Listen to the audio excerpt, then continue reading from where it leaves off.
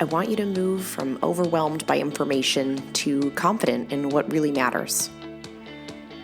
I want to help you move from being unsure towards direction and purpose in your healthcare. I want to introduce you to health experts. I want to let you in on tough conversations on women's health. I want to give you a place where you can lean in and learn how to take care of yourself. Let's transform your health. Let's get clear on your goals. This is Women's Health Unplugged. I'm your host, Dr. Jordan Robertson, naturopathic doctor. Hey, it's Dr. Jordan Robertson, and if you've been following along with me, you know that I absolutely love female hormonal health, and my goal through the podcast and all of the things I do is to help support women feel their best in their day-to-day lives. I turned 40 in January, and my gift to our community is a full-day workshop where we're going to learn how to bulletproof your 40s. I'm not afraid of turning 40, and part of the reason for that is my knowledge and the tools that I have entering this decade of life that's going to support me to feel my overall healthiest self as I turn 40. I want to share this information with you. And so as a community, we're going to group together, we're going to celebrate, and we're going to learn all the things you need to know to feel as confident as I do about turning 40. This seminar is for any person over the age of 35 who identifies with having some hormonal changes as they're aging, whether you've already cruised through menopause, whether you're white knuckling it through perimenopause in your 40s, or whether you're just curious about the hormone changes to come. This is going to be a full day workshop about learning about your body, your hormones, and how you can take control of the symptoms that you experience. I'm excited for you to join us, and our tickets are on sale now at an early bird price right up until my birthday, which is January 11th. You'll get access to the recordings for 30 days after the main event. And so if you can't make it on the actual day, we promise that that knowledge is going to be something that you can put in your back pocket for later. I hope you join us. Click through in the link in the episode today. This episode is brought to you by Bulletproof Your 40s. Hey, welcome to today's podcast episode. I'm Dr. Jordan Robertson. And I'm Dr. Leigha Saunders. And today we have kind of a cool episode for all of you today. Actually, this is being published on both of our podcasts. So Women's Health Unplugged and The Word on Sleep, which is Dr. Leah's podcast.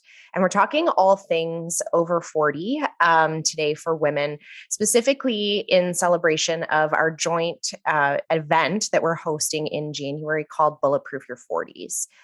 So we wanted to spend some time today together talking specifically about the 5 things that we wish women over 40 knew. So this episode is for you if you're in your 30s. Episode is for you if you are in your 40s and you're feeling, I don't want to say confused, but if you're feeling like things are changing and you need a little bit more support or information.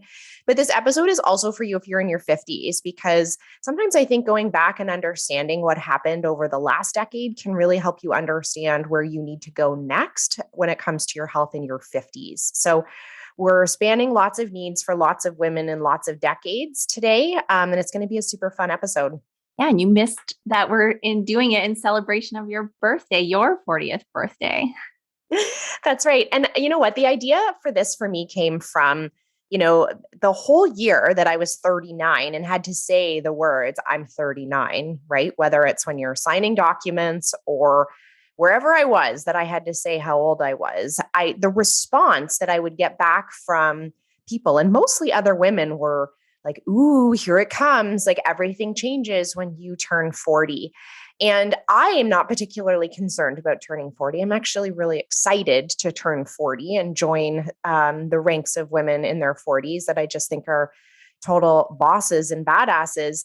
But what I noticed was that everyone else was worried about turning 40. And it sort of gave me this idea that I wish, there were a bunch of things that I wish women knew going into their 4th decade that I think would dramatically change their health and their mindset and the way they felt about this decade.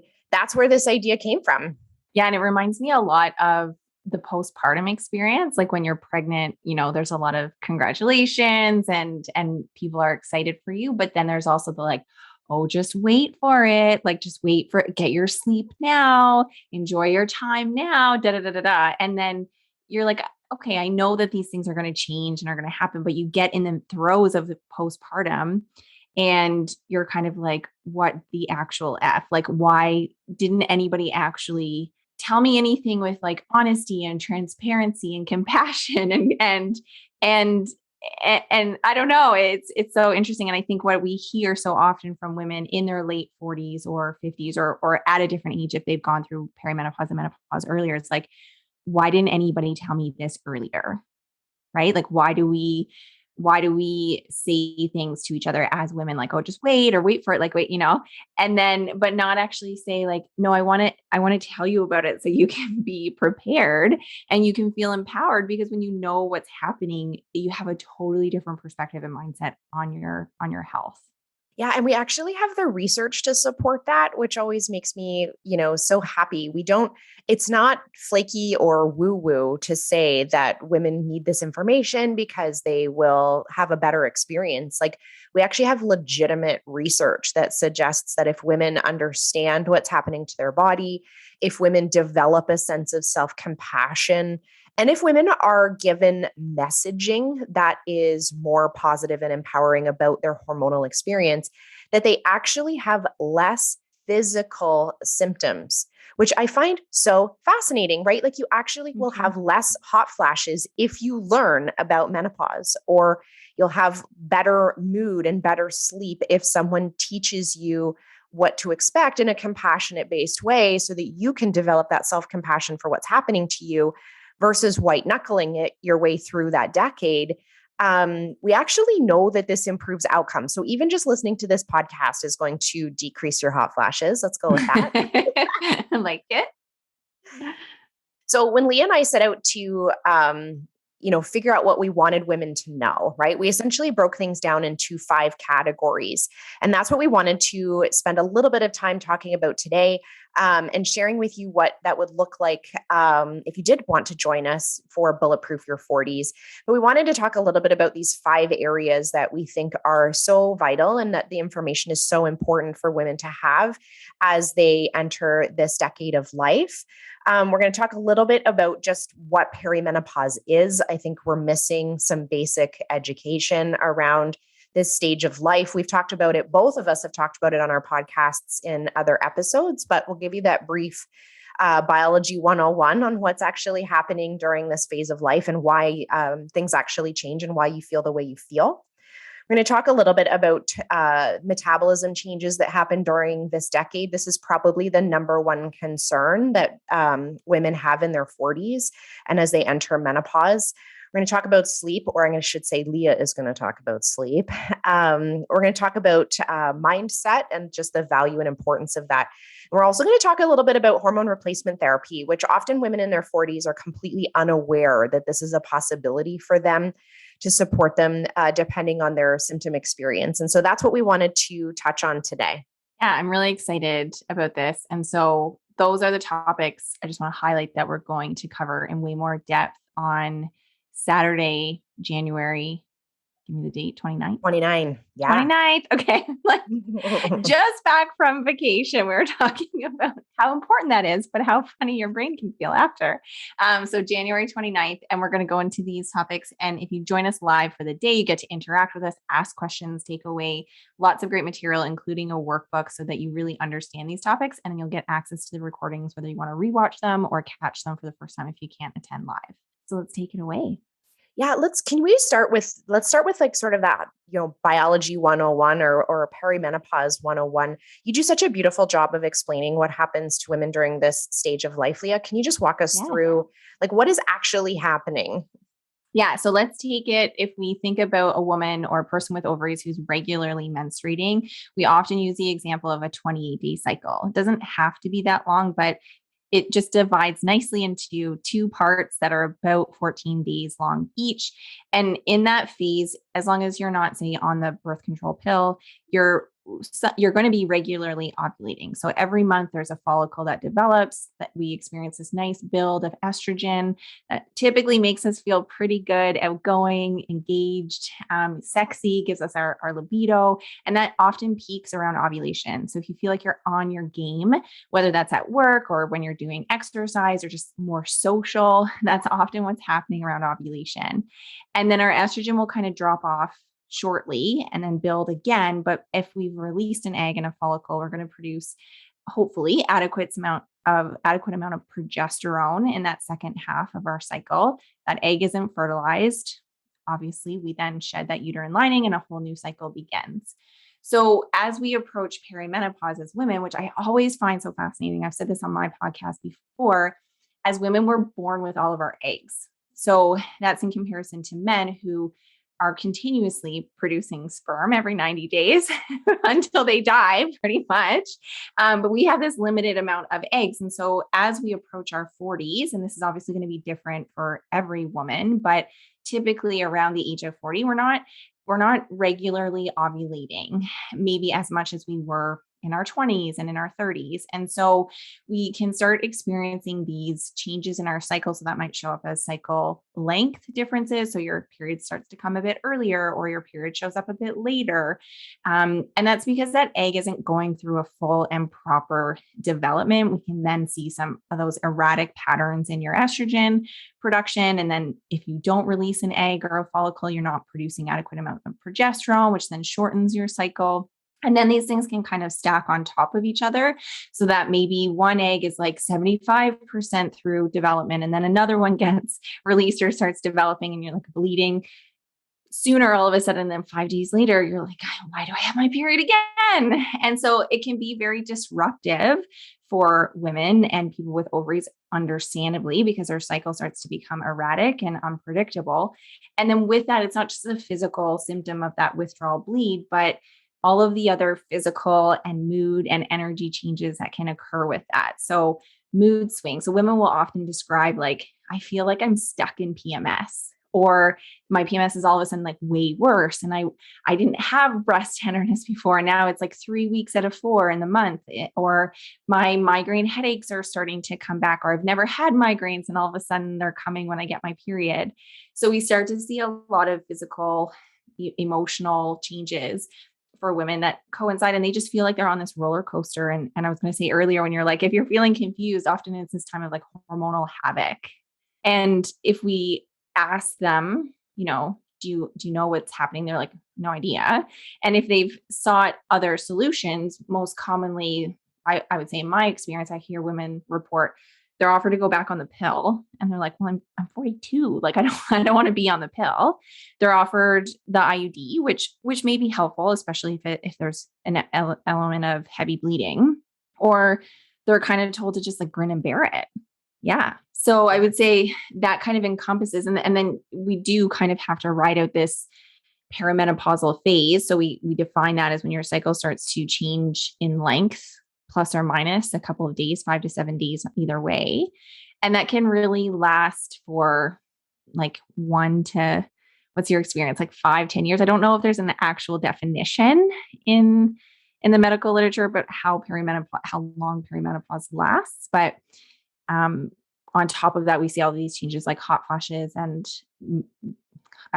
night sweats and sleep disruptions and all of these pieces. And so it's not until you're 1 year without having a period, not secondary to other reasons, that then you're fully, we can say, officially menopausal. Yeah. And I think that that's been, a big part of my work over the last couple of years, is helping women understand the difference in those two stages, because it's almost like when I would meet women in my office, they'd be like, well, am I menopausal? Right? Like waiting for this validation in why they felt the way they felt, right? It was almost like if they were bleeding at all, it was unjustified for them to feel the way they felt. They felt like they were waiting for this lack of period to to validate their symptoms, when the reality is that even 20% of women at the age of 40 will qualify for a diagnosis of perimenopause. 1% will be in true menopause at 40 for various reasons, but about 20% of women at 40 will qualify for a perimenopause diagnosis. And that is a lot of women. And that's 10 years before most women expect to see those hormonal changes. And so what happens is between 40 and 50 is that women start to chalk up all the ways that they feel to all sorts of other reasons, right? Women will get put on an antidepressant for their mood, or they feel like they maybe can't climb the proverbial corporate ladder because they don't feel like they have what it takes to do the things, right? They're losing confidence. They feel more emotional. They may back out of their sport, or they may start to change their exercise and expectations of themselves because they don't feel like themselves when they show up in their exercise. But they don't make the connection that it is a hormonal experience that they're having because they're getting a period every month-ish, right? Plus or minus a couple weeks there. And that's typically what women are looking for as a signal as to whether or not they're having hormonal changes, right? So that's one thing I think from that sort of, I call it like biology 101, is that just because you bled doesn't mean that you released an egg. And releasing the egg is really the ticket to good hormone production. Yeah, we focus so much on the period, right? Like the bleed as the main event of the cycle. And really it's like, no, it's the egg. It's all about the egg. The bleeding is the side effect. It's like, how good are those eggs? And like I said, if you think about it, it's like, yeah, by the time we're 40, 45, like those eggs are that old. And we can't always, depending on all of the other factors, what is your diet like? How have you been managing stress? How have you been sleeping up until this point? All of those things impact the quality. And at some points, like you said, there's other things happening at that stage of life for women. I would say like kids are becoming more independent. Maybe you have aging parents that you're starting to care for or that need more of your attention. There's the peak of careers for many women. So there legitimately are lots of other reasons of stress, and it just adds in. And then we see these other things kind of slide out if a woman isn't otherwise supported. And so what we're going to focus on when in the Bulletproof Your 40s workshop is looking at things like the lab tests, right, that help confirm or disprove that you may or may not be in perimenopause and how to interpret that. We're going to talk through some functional medicine testing that both Leigha and I have a particular, can I use the word hate for, that women often are looking for it and seek online because they feel like they want answers to their challenges. We're going to talk all through those things, what's happening during this phase of life, and then other lab assessments that would be helpful to chat with your family practitioner about to make sure that we are truly talking about perimenopause and not some other thing that's happening in your 40s with your health. We're going to walk you through all of those things so that you leave with an incredibly solid understanding of what's going on. And we can pass this information to our the women coming up underneath us as well, generationally. I always find it so funny that my daughter knows that all of her eggs are in there, right? And I'm pointing to my ovaries because that's what she says. They're like, Mommy, they're all in there. I think the more empowered women are, the more that just the better and better things will get generationally. And so that's how you're going to feel when you leave that module of the Bulletproof Your 40s workshop, is feeling like you understand what's happening. You know how to look for it inside yourself. You know what you're tracking. So we're going to give you a list of things to track month to month that give you an understanding of where you're at in that menopausal journey. And then also the list of lab work that you can take to your practitioner to have a really solid assessment done so that you know and they know what we're talking about so that you don't get the kind of treatment that you deserve.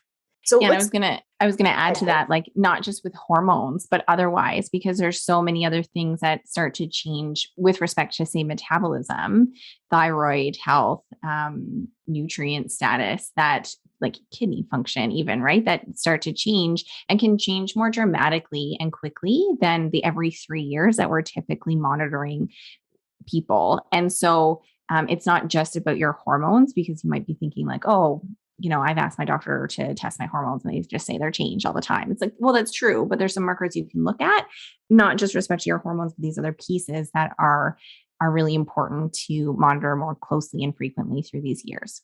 Yes. Yeah. Perfect.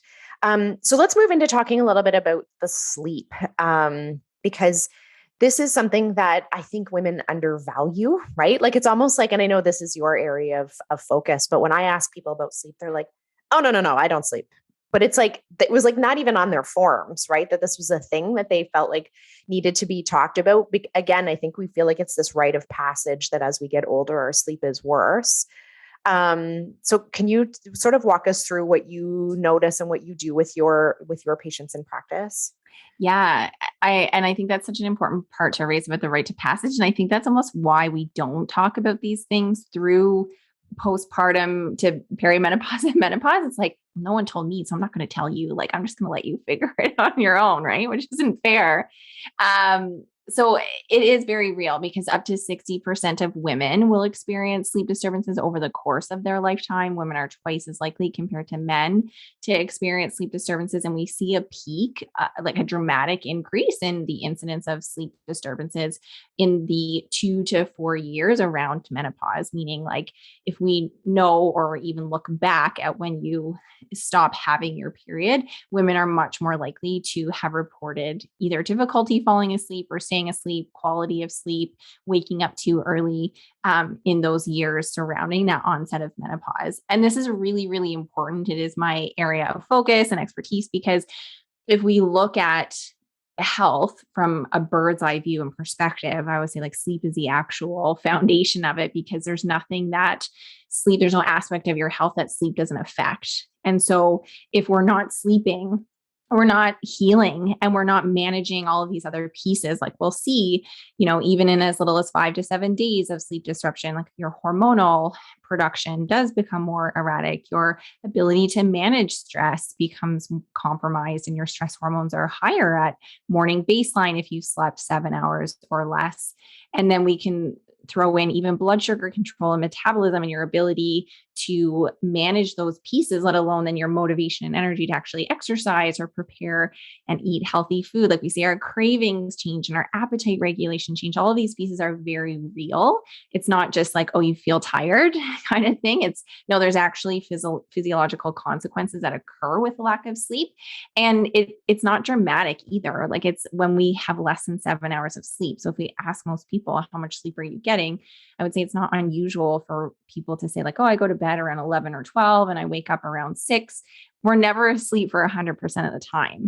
So if you're in your bed for 6 hours or 7 hours, you're probably sleeping somewhere between 80 to 90% of that time. And so if we actually look at that, how it has a consequence, we see a significant increase in cardiometabolic disease. We'll see things that if we ask women in this area or a stage of their life, like, or even younger, like as a woman, what are your biggest health concerns as you age? Women will probably say things like breast cancer, diabetes, heart disease, dementia, Alzheimer's, and cognitive decline. And if we look at the risk that sleep deprivation has on all of those things, it's significant. And so we'll see an increased risk of all of those things in women and people who aren't sleeping. The effect is a little bit more dramatic, we think, in women. Every time I hear you talk about sleep, I'm like, I need to get an Oura ring. Yes, I know. It is really interesting. And so an Oura ring is a tool you can use to track your sleep. And it is so fascinating because of what you said. Like I think because of that 60%, which I actually think is underestimated because of exactly what you said, people don't often even use it as the primary reason that they're going to see their practitioner. And because it's one of those things that like, oh, welcome to your 40s or 50s or menopause, like you don't sleep now kind of thing. Like it's just accepted as like, oh, this is just what happens. There's nothing I can really do about it. I don't want to go on a sleeping pill. And so we accept it and expect it. And so we don't necessarily go and do or seek care for it.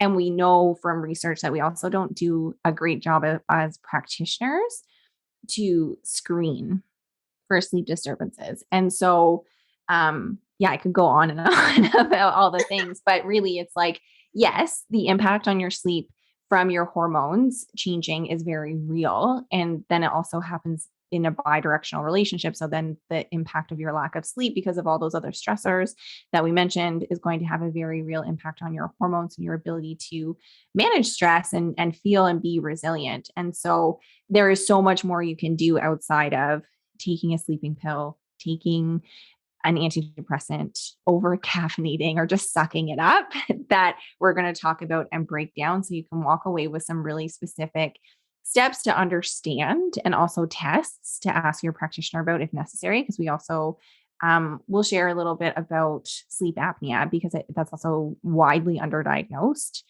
I think, especially in women, because we tend to think it's more of like a male-based condition, and it can have a real effect on energy and mood and metabolism.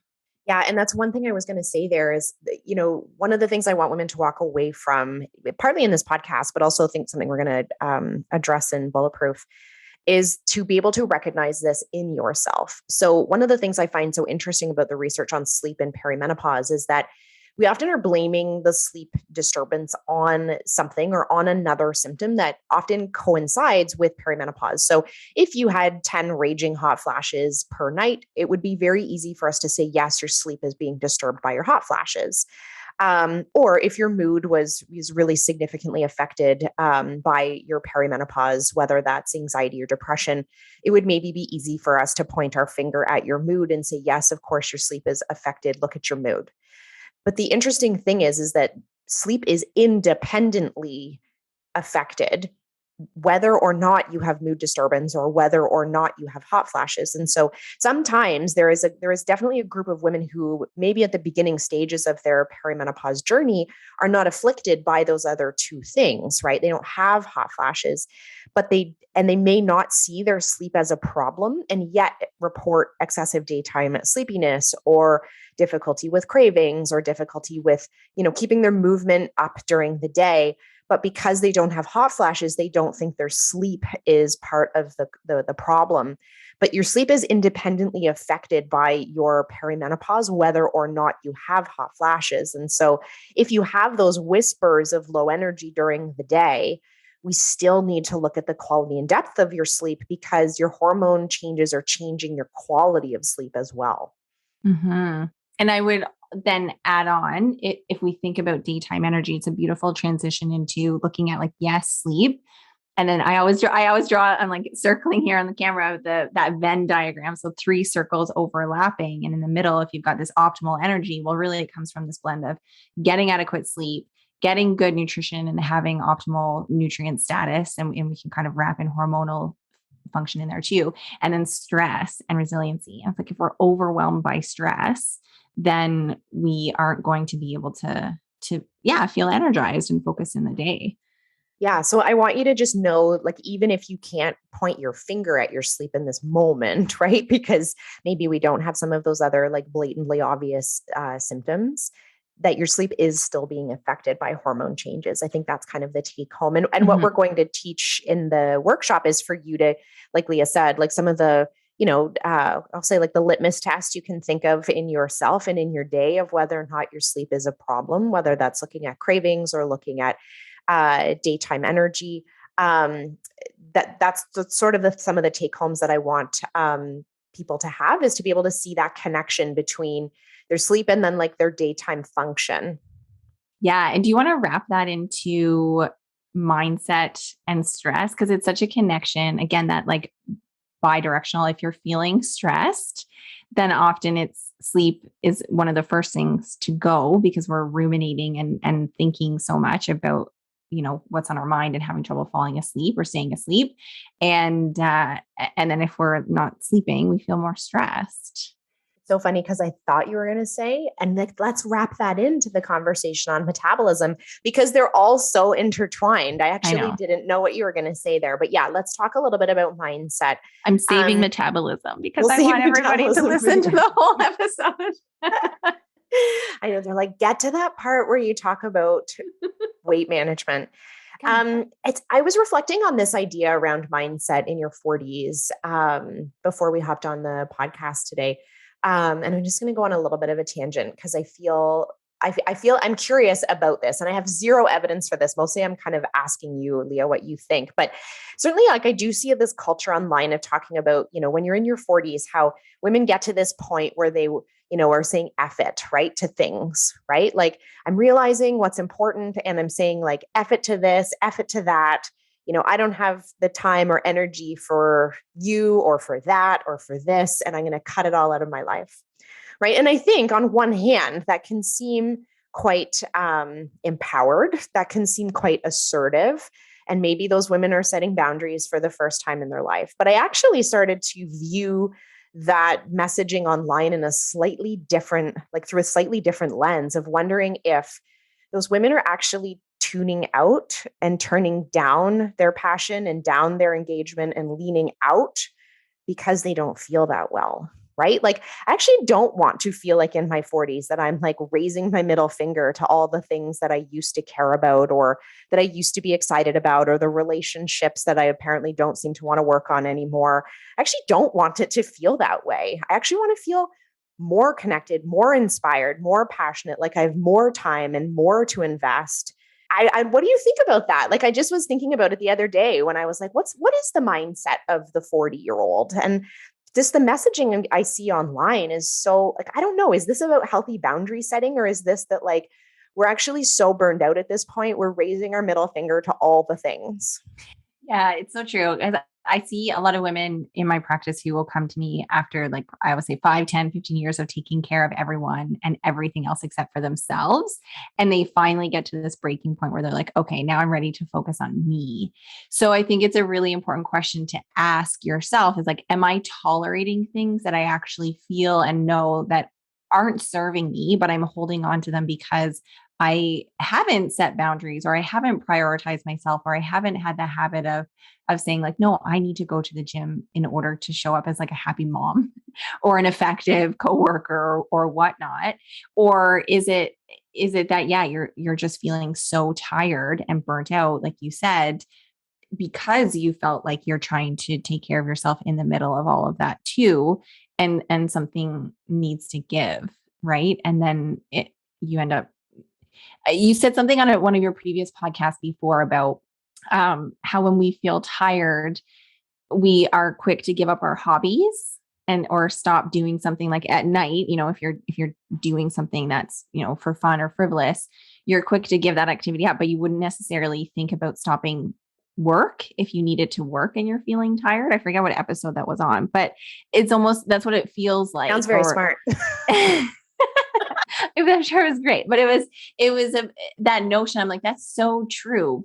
And it kind of rings to that. Is it like, where are you investing and putting your energy? And do you feel like there is a balance and there has been room for you? Or are you just at that breaking point where like, something's got to give? Mm-hmm. Yeah. And I've been thinking about it a lot. Go ahead. Yeah, no, I think it's a mindset of like, I was talking with a patient who, all things with the pandemic and managing childcare, her workday is very broken. So she works a little bit, gets the kids at the door, works a bit more, gets the kids after school, puts them to bed, works a bit more. I'm like, okay, this isn't working for you. Right. And so we had a conversation about mindset. She's like, well, I can't change it. I'm like, no, well, we always have choices. And sometimes those choices are more difficult. So I think that's what it comes down to is like, what are we choosing and putting that empowerment back into the hands of our patients to say, okay, if you're feeling tired and burnt out and you're giving up on the things that you love and that are actually important to you, why is that? Or are you setting boundaries? And we want to say like, yay, that's great. I'm happy that you realized you're miserable in your job and you're ready for a change. Yeah. And I think one of the goals we have of talking through this is partly to help women understand what their stress response does and what it was, kind of inherently wired for. I think this is one of those other times where we can lay a lot of blame on our bodies or feel a bit victimized by our hormones or by our bodies when, and Leigha and I both have said in various places, like your life is happening to your hormones, not the other way around. And so if your stress hormone and adrenaline and all of these things are starting to influence the way that you feel, they are there as a consequence of the environment that we've put them in. So whether that's the, 80-hour work week or all of the things, they're there to try and help keep you alive. And that might show up as adrenaline, that might show up as overfueling, that might show up as fatigue and trying to get you to go to bed. And so one of the pieces of coming out of that sort of mindset and stress part of the workshop is that when you understand those things, like when I teach my patients around, like, what is your stress hormones trying to get you to do? Like, honestly, they're trying to get you to run around your office to discharge the adrenaline of your stress, not keyboard warrior back to your coworker about where their section of the project is. Like, that's not really what our stress hormones were for. And so when you can frame it in that way, all of a sudden the walk after work makes sense. All of a sudden that gets like brought up higher in the list of priorities, because you can see that like that's actually what your body's begging for you to do. Or maybe your body is begging you to go to bed at 9:45, even if that was the 1 hour you were supposed to have alone. If you understand those things, it's easier to make those decisions that are more in support of your stress response. Mm-hmm. Yeah, I think that's so well put. And at the beginning, when you referenced that research we have, that there's such a beautiful paper, I think it's called Resiliency and Perimenopause. And I think you emailed it to me one day, and it's like, if we actually do the things that you said, like help women feel more educated, more empowered in their healthcare journey, connected to other healthcare practitioners and a community, if they understand these changes, if they have better coping skills and mechanisms, like going for that walk after work or going to bed early or whatever it is you need, like you said, even though you're experiencing the same physiological hormone changes as another woman, your physical symptoms are less, which to me is just like so fascinating and incredible. Yeah, it's mind blowing. And the things that we're going to talk about in the workshop, and this is going to be this is going to be triggering, because you're right. Like, women come in and they say, "Well, I can't change my schedule." Right. And then you and I get to give the tough love. Well, I bet you could if you thought about it. Right. And that's not like undermining the fact that would be very difficult. Right. I know that it's very difficult to make those changes. But we're also here to help women thrive. Right. And I think when women, if you got this far listening in this episode, like, that's what you're actually craving, right? Is to not just not have hot flashes, or to not just not be awake in the middle of the night. Like, you actually want to thrive. And we can't have that thriving if we don't have that mindset that you're in control of your own destiny, that you are going to take radical responsibility for what's happening. And part of that is moving through concepts like that future self visualization, which I always find that part that's so fascinating. I love doing a future self visualization because I realize how out of sync I am occasionally with what I envision sort of 70-year-old Jordan being. And I remember the first time I did that exercise, I like imagined this like long, silver-haired, peaceful, wise woman out in her garden. And I was like, well, shit, I've let my garden go for like the last 3 years. Like, I can't be her unless I start practicing being her, right? I'm not going to be that wise resource for my kids unless I start showing up as that peaceful-ish, sometimes mostly not on Christmas morning, mom. Like, I have to show up as her now. Right. Mm-hmm. And so there are exercises that we're going to move you through during the workshop, but also that you can start to think of yourself, even just listening to this episode, is that if you have a vision of yourself in your 70s, are you on your way to being her? Like, living the life that you're living right now, Monday to Friday?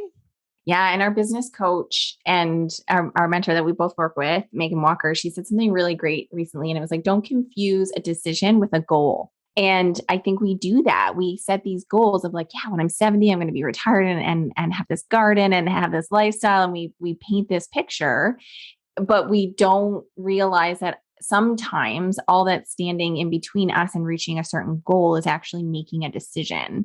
And that can be like when you said, you're wanting to thrive, how that shows up, I think, in women's language or feeling is like, I want to feel like me again.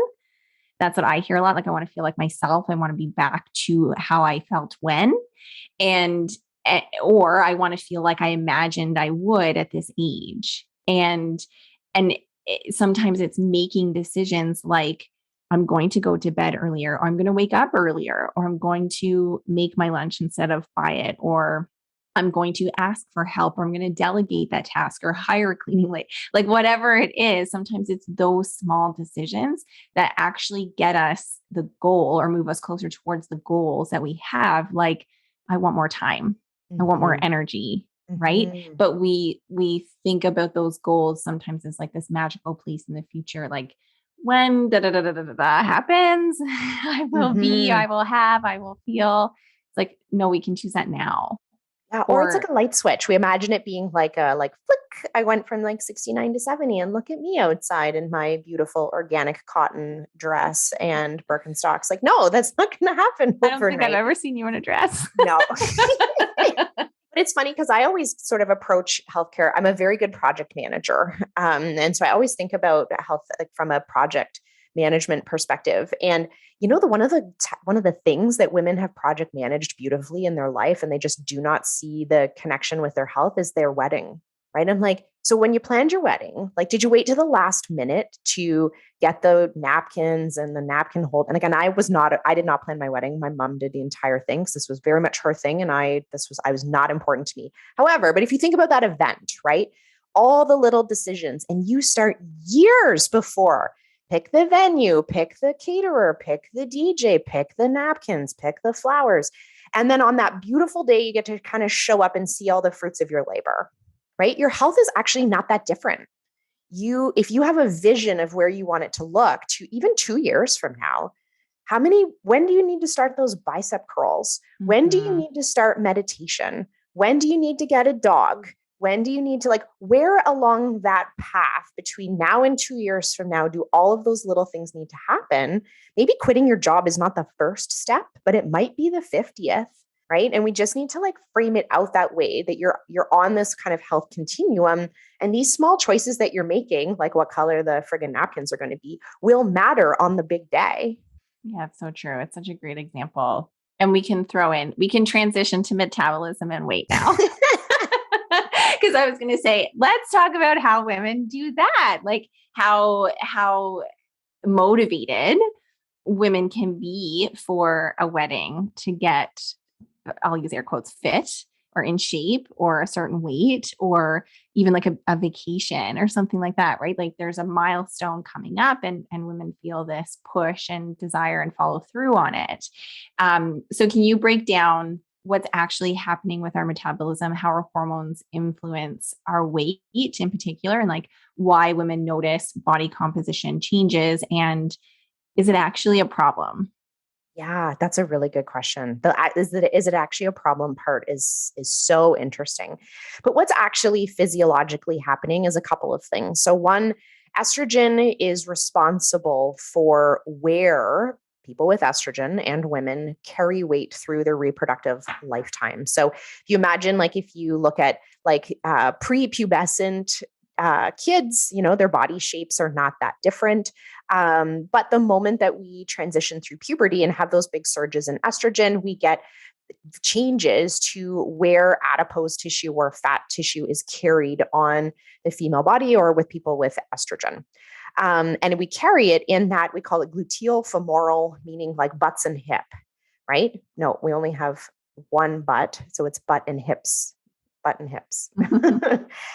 That's where we carry that weight. So for most of our reproductive life, under the direction of estrogen, this is where we carry body weight.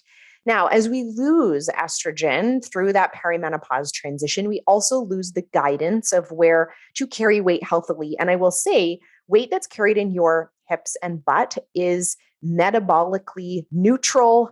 If anything, maybe it's actually metabolically advantageous, meaning that it's healthy for us to carry body weight there. This weight does not cause inflammation. This weight does not disrupt your immune system. This weight does not change anything about your underlying metabolic health. So if you have larger hips and butt, but less abdominal weight carrying, then metabolically, we're totally cool with that. And it doesn't actually matter what the weight on the scale is. Whether it's 10 or 15 pounds higher than what you envisioned being your ideal body weight, if that's where it's being carried metabolically, you're totally healthy and that's great. But as we lose the direction of estrogen, as we approach menopause, we actually lose the guidance of where to put weight. And so if people are to gain weight, and we'll come back to that part in a second, if people are to gain weight, we actually start to carry it in a more android, which is the same as men or people with testosterone. That's where we start to carry our weight instead. And so people will report, or women will report, if they gain weight in their 40s, they're noticing that it goes all in the middle, right? And now that weight would have been gained anyways, right? So if you're going to gain 10 pounds in your 30s, it will go in your hips and your butt. If you're going to gain weight in your 40s and as you approach menopause, that same weight just goes abdominally. And so the hormonal changes are not necessarily causing the weight gain. It's changing where it went.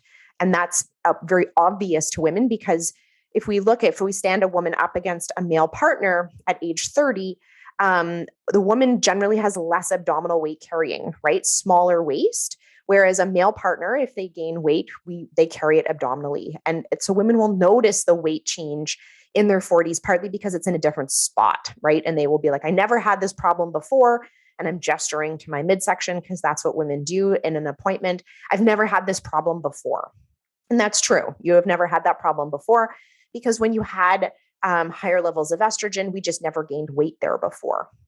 But the real question is like, why do we gain weight during that time, right? So that 10 pounds or 15 pounds, that's coming during that period of your life, like what is happening there and why is that happening? And that is a really complex Venn diagram. So to bring back the intersecting circles, but there are multiple things that happen during that phase of life that are a little bit of a disadvantage when it comes to weight management.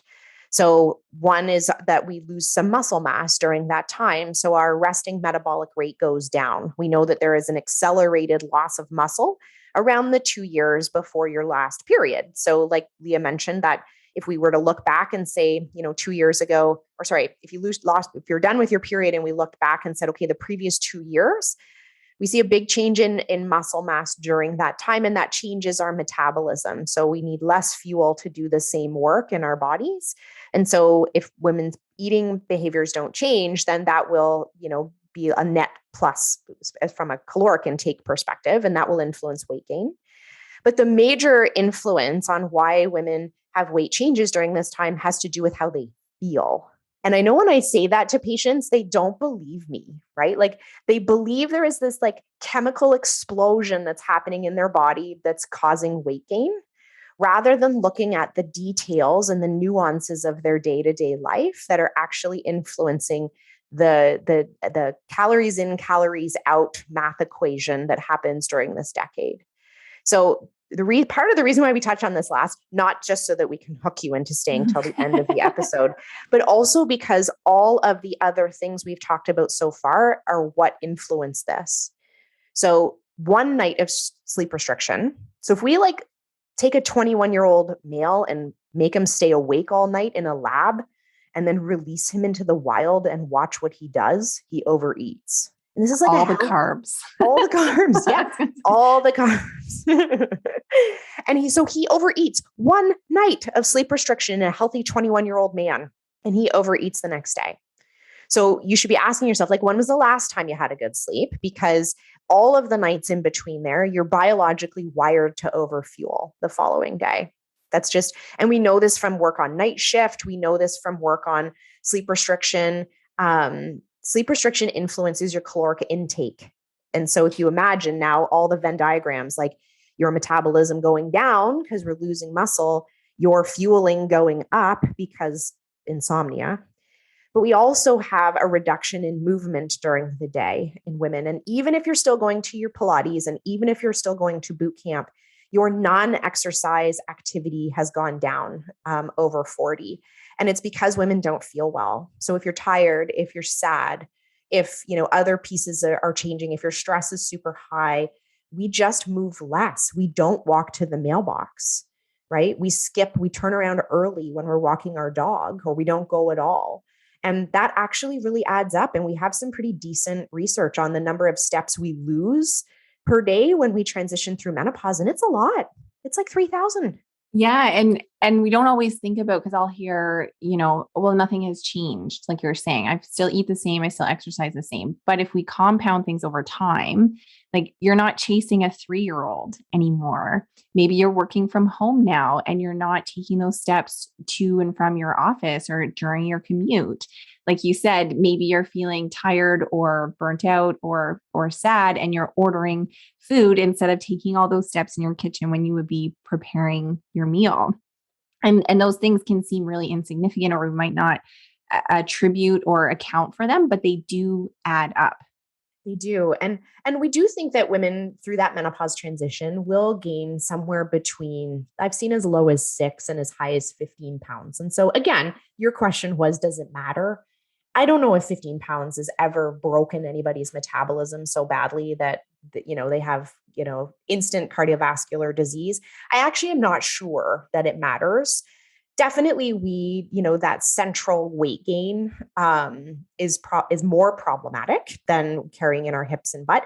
I think some of the challenges we have with weight during this time is if we went into our 40s with carrying some extra weight that was maybe having a negative impact on our health, then an additional 15-pound weight gain would maybe tip the scale, pardon the pun, in a direction that was maybe having some negative consequences for your health. But it is a really good question to ask, because for many women, the weight gain they experience during this time is not having negative health consequences. It's having, from an aesthetic perspective, they are not happy with it, or they just feel like it's something happening to them, right? And if we build some of that self-compassion and understanding, then women are maybe more motivated to work on some of these other health aspects, like their sleep and their mood, in order to be able to go for their walk, etc. But it's a complex web, right? This whole thing is a really complex web, which is why we had to create an entire full day workshop on the whole thing. Because I know that when we sat down and talked about that, Leigha, we were like, if we work with women one-on-one, sometimes it can take us a year to get through all of this information. Mm-hmm. Mm-hmm. And that's with somebody who is motivated to continue. And I would recommend everyone go and listen to one of your most recent episodes on cancel culture and canceling on your healthcare plan, because that can happen with all of these things. And because everything we're talking about is so intertwined and related, sometimes we make 2 steps forward, 1 step back, because something else is changing and influencing another part of our health. Or, we were experiencing something external that increases our stress. And we do have to sometimes persevere and persist and continue and give things time. And I think that's something that we both see too. Like if somebody isn't getting the results that they want in 3 or 6 months, then they don't necessarily continue. But it's about the long-term game plan. And when you can see things and almost have like a roadmap to move through, then you understand that this isn't just like a 21-day fix, right? It's a bigger plan that if we look at your metabolic health in this part of your life, it's really going to determine your risk of chronic disease and your quality of life getting as you get older. Yeah. And you and I, we invest a lot in personal development, right? I think if we pooled the 2 of our personal development budgets into one pot, we could go on some very nice vacations. Oh, if we pooled ours, that would be fun. I think we could go live in Europe for like 3 months, really. Yeah. Or more. But we both believe that if we put ourselves in the right circles, that we will get our $1 million idea, right? And I use that phrase and it's not always about money, but it is. But what I mean by that $1 million idea is that there is sometimes one sentence that dramatically will change the trajectory and course of your life. And you and I both believe that if we put ourselves into those circumstances of personal development, if we invest in ourselves, if we invest in our work, that we are going to have those aha moments. And the more often we put ourselves in those circumstances, the more often that happens, right? And we've fly in the same circles? We've flown in the same circles for a long time. And sometimes we just need each other to say hey, well, what if you did this? Or I've watched your last couple of weeks and how you've stacked that up. And this is not working for you actually, because you're dead by Friday. But it's because we've put ourselves in that circumstance with each other And we've also leaned into this idea that sometimes we're going to sit there for an hour and do work together and nothing, we don't get anything out of it. We don't dramatically move the needle forward. And then sometimes, right, it's literally one sentence of learning of, someone unraveling a preconceived belief that you had before that will literally change the trajectory of your life. And that's kind of what our goal is with this, right? It's that every single module may not apply to you that we move through for Bulletproof, but in each of those sections we know that there is a tidbit of information that will change the trajectory of your health. Which is so cool, right? And when we work with women over the course of a year, it takes us a long time to give her all of those little nuggets. And that was partly when we thought about what I want my birthday gift to be to women who are turning 40. This is what I imagined, right? Was that we give you all of those $1 million ideas in one day. Mm-hmm. Yeah. And it's like 10% of the value. So the cost for the day to join us, if you register before Jordan's birthday on January 11th, is $159. And after that, the price goes up to $197. And if you were to sit through those 5 or 6 hours or more and all of the resources we're giving you access to, that would be in the price of $1,500 to $2,000 easily. And in those circles, and when you gather with other women, there's something so beautiful that happens when, one, you understand the element of human experience and you actually hear and see that you're not alone in what you're facing and experiencing. And that alone is worth so much, because that sense of comfort and acceptance has brought so many women I work with peace, I think, and that connection, and this element of education and empowering. We're literally saying the research is backing up, that this is truly beneficial and impactful. And as a broader perspective and vision, I think we also, you and I want and recognize the importance of like disrupting the way that healthcare is traditionally designed and delivered. Like you don't always have to sit in a one-on-one visit with a practitioner to move the needle on your health. And there is so much that you can do simply by educating yourself. And also I would highlight that it's educating yourself in the right places. So obviously we have a bias about the information that we're sharing, because we wouldn't share it if we didn't believe in it and have the information to back it up. But like, it's pretty easy to find air quote research on all those fad diets that are going to help you through menopause, but they probably won't work. Mm-hmm. Mm-hmm. Yeah. And that's, the programs and some of those things that get sold, right? Like, it's like, if there's a product at the end, right, that should be a huge red flag. And one of the things I just want to circle back to on the metabolism thing, like what we want you to take home from that time, like we're going to help you figure out how to audit your nutrition. And I like the word audit, but I'm a numbers person. And so sometimes I think when I say the word audit, that raises alarm bells for people, but really having that sort of, I call it compassionate curiosity for what's actually happening in your nutrition right now. So there's nothing wrong with doing a nosedive into a bag of salt and vinegar chips, but let's figure out why that's happening, or at least understand the circumstances that lead up to that, because there's probably some days that doesn't happen. And I want to help you come through that module of figuring out like how to look at your nutrition with some compassion, but also with the curiosity to help you figure out what your next moves need to be.